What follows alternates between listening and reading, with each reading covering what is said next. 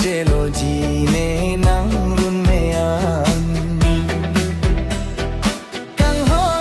hon oh kang hon ne nang lo ji nang ran dia ni nang lo ji nang run mean nang lo ji ne bas kari pen nang lo ji ne bas kari pen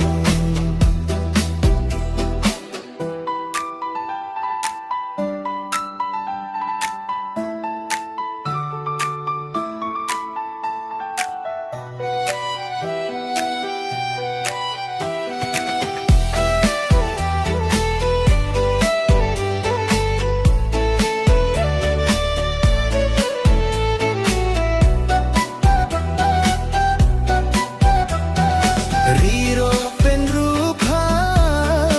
tum cedon loi tum malam bisi chung bhari nang ji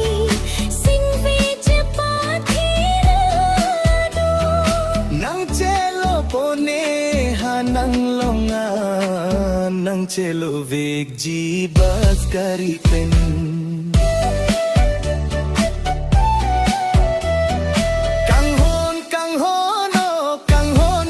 kang hon ne nang lo ji nang ren dion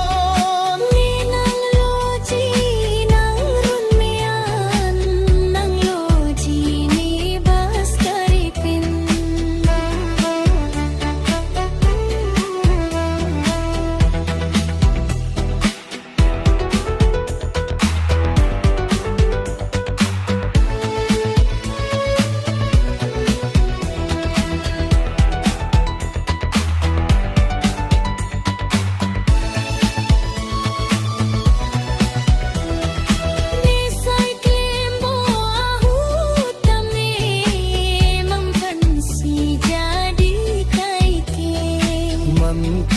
si che tong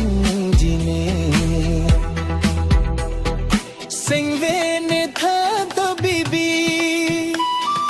nang lam le jadi dam ver lote